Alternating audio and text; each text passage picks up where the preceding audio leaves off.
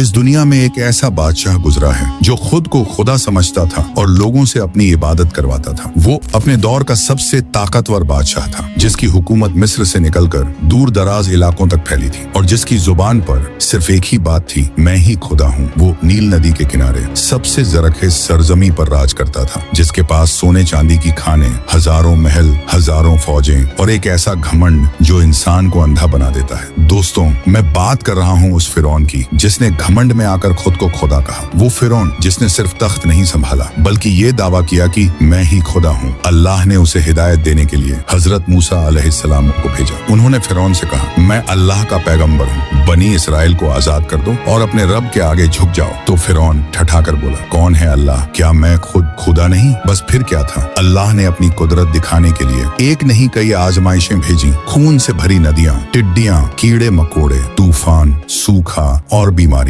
हर आजमाइश एक इंसानी औकात का आईना थी। मगर जब इंसान का दिल पत्थर बन जाए तो फिर उसे वही मिलता है जिसका वो हकदार होता है। आखिरकार अल्लाह ने मूसा अलैहिस्सलाम को हुक्म दिया, अपनी कौम को लेकर मिस्र से निकल जाओ। मूसा अलैहिस्सलाम अपनी कौम के साथ निकले और फिरौन अपनी फौज लेकर उनके पीछे हो लिया। जब वो समंदर के किनारे पहुंचे तो अल्लाह ने समंदर को दो टुकड़े कर दिया। बनी इसराइल बीच से गुजर गए। सूखी जमीन पर दोनों तरफ पानी की दीवारें। फिरौन भी उसी रास्ते में घुस गया। मगर जैसे ही वो बीच में पहुंचा, समंदर फिर से मिल गया। फिरौन ने आखिरी सांस में कहा, अब मैं ईमान लाता हूँ। मगर जवाब आया, अब जब तू पहले नाफरमानी करता रहा। अल्लाह ने उसका जिस्म समंदर से बाहर फेंक दिया ताकि आने वाली नस्लें सबक ले सके। न तख्त बचा न ताज, बस एक नाम जो आज भी इबरत का निशान है। क्योंकि मेरे भाइयों, घमंड एक ऐसा जहर है जो रूह को मारता है, इंसान को मिट्टी से उठाकर आसमान तक ले जाता है और फिर वहीं से ऐसा गिराता है कि नाम तक मिटा देता है। इसलिए अल्लाह से डरो, क्योंकि वही है जो इज्जत देता है और वही है जो गिरा देता है। बेशक अल्लाह हर चीज पर कादिर है।